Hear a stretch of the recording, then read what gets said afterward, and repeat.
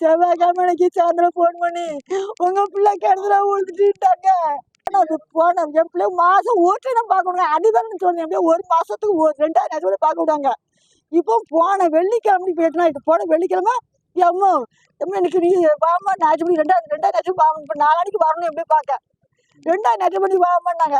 எதுவும் எது வேணுமோ ஒன்றும் வேண்டாம எனக்கு பறிச்சுட்டு மட்டும் வேண்டாம உடனே வச்சுட்டேன். எல்லாம் கூட்டத்தை பேசுனேன். இல்லைம்மா நிறைய பிள்ளைகள் இருக்கும்போது பேசுன்ட்டான். சரின்ட்டு நான் என் தங்க பிள்ளைய நான் ஞாயிற்றுக்கிழமை பார்க்க வரணும்னு நினச்சிக்கிட்டு இருந்தேனே. அதுக்குள்ள செவ்வாய்க்கிழமைக்கு சாயந்தரம் ஃபோன் பண்ணி உங்க பிள்ளை கிணத்துல விழுந்துட்டாங்க. ஆமா எவ்வளோ கிணத்துல விழுந்துட்டான்ட்டு ஓடி வந்தேன். இங்க வந்து பார்த்தா எவ்வளோ சேர்த்துட்டு சொல்றாங்க. எனக்கு நீதி கிடைக்கணும். எவ்வளவு சாவு மர்ம சாவு. தென்காசி மாவட்டம் மாரந்தை கிராமம் மாரியப்பன் மகன் சேர்முத்துறை வந்து திருநெல்வேலி மாவட்டம் வடக்கன்குளத்தில் உள்ள சிஎம்எஸ் சிறுவர் இல்லத்தில் வந்து கடந்த ஆண்டு 6ஆம் வகுப்பும் 7ஆம் வகுப்பும் இங்கே படிச்சிருக்காங்க. இப்போ தற்போது வந்து அவர் 7ஆம் வகுப்பு படிச்சுக்கிட்டு வர்றாரு. கடந்த 8ஆம் தேதி சாயங்காலம் 4:30 மணி அளவில் வந்து அங்கே அந்த காம்பவுண்டுக்குள்ள உள்ள கிணற்றுல வந்து தவறி விழுந்துட்டதாக வந்து அவங்க பெற்றோருக்கு வந்து ஒரு தகவலை சொல்கிறாங்க. ஆனால் அந்த கிணத்துல வந்து எந்த பாதுகாப்பும் இல்லை. பயங்கரமான முட்புதர் புல்வெளியெல்லாம் இருக்குது. ஆனால் நிர்வாகத்தில் என்ன சொல்கிறாங்கன்னா அங்கே வந்து துணி காய போட போயிருந்தார். துணி காய போடும்போது அவர் குதித்து உள்ளே விழுந்துட்டதா சொல்கிறாங்க. ஆனால் அந்த மாதிரி சம்பவம் எதுவுமே நடக்கலை. அவங்க பெற்றோர்கிட்ட வந்து கையெழுத்தை மட்டும் வாங்கிக்கிட்டு அவங்களுக்கு இஷ்டப்பட்டவாறு புகாரெலாம் எழுதிக்கிட்டாங்க.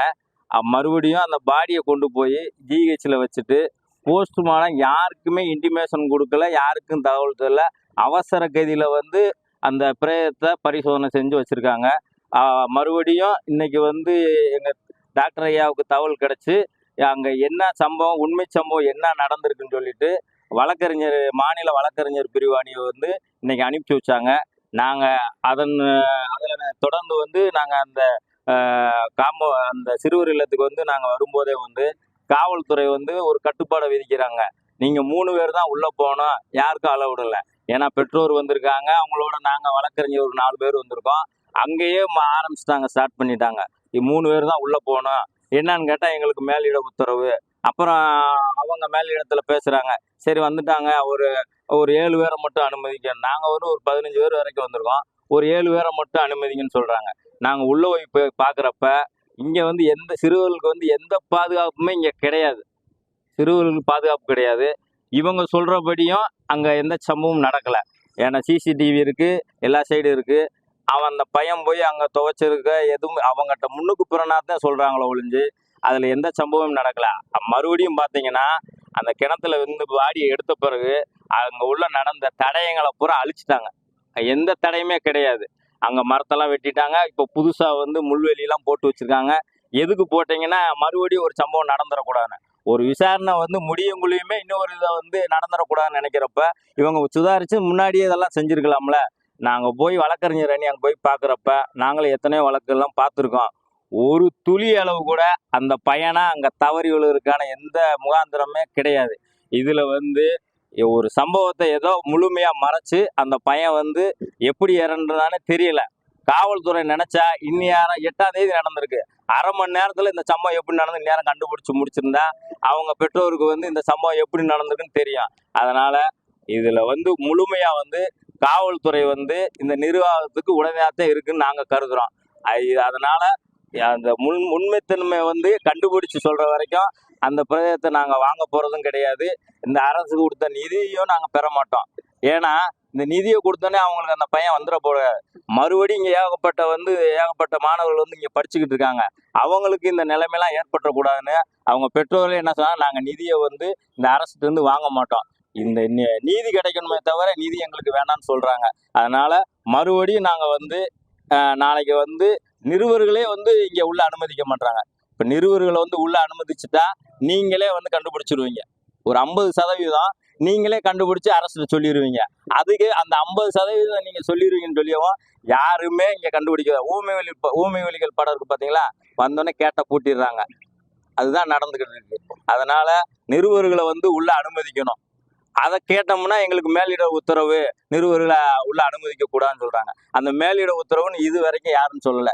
ஏற்கனவே வந்து திருப்புவனத்துலயும் இந்த மேலிட உத்தரவுன்னு சொல்லித்தான் 5 காவலர் வந்து ஒருத்தவங்களை கொண்டுட்டாங்க. அதுலயும் மேலிட உத்தரவு தான். அங்க அந்த உத்தரவு பிறப்பிச்சது யாருன்னு தெரியல, இங்கேயும் இந்த உத்தரவு யார் பிறப்பிக்கிறதுன்னு எங்களுக்கு தெரியல.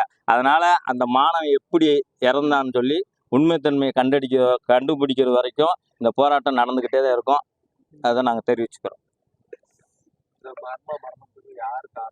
இந்த மர்மம் வந்து இன்னைக்கு காவல்துறையை கேட்டா தான் தெரிய வரும்.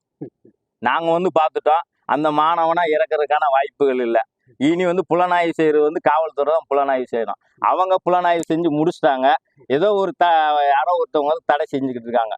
காவல்துறை வந்து அந்த வார்டன் மேலே வழக்கு வார்டனுடைய கவனக்குறைவினாலதான் இந்த மாணவனை இறந்திருக்கிறான். எங்க சந்தேகமே வார்டன் மேல தான். இல்ல, காவல்துறை வந்து வார்டன் மேல வழக்கு பதிவு பண்ணிருக்கு. காவல்துறை வார்டனுடைய அஜாக்கிரதையினால இந்த மரணம் நடந்தது.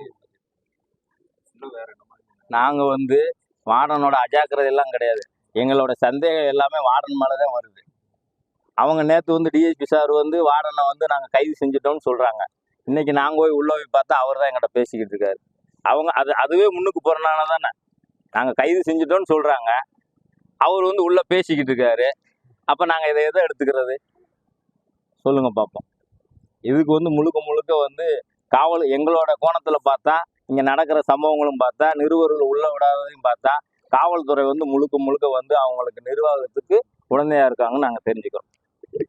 நாளைக்கு நாங்க மீண்டும் வந்து இங்க வந்து மறுபடியும் நிருபர்களை அனுமதிக்கிற வரைக்கும் நாங்க வந்துகிட்டு தான் இருப்போம். எங்களோட போராட்டம் வந்து தொடர்ந்துகிட்டே தான் இருக்கும். அது வரைக்கும் நாங்க அந்த பாடியை வாங்க போறதா இல்லை. நிதி தேவையில்லை, நீதி மட்டும் எங்களுக்கு வேணும். பிளே ஸ்டோர் மற்றும் ஆப் ஸ்டோரில் இருந்து பாலிமர் செயலியை QR கோடு மூலம் பதிவிறக்கம் செய்யுங்கள். செய்திகளை உடனுக்குடன் பெறுங்கள்.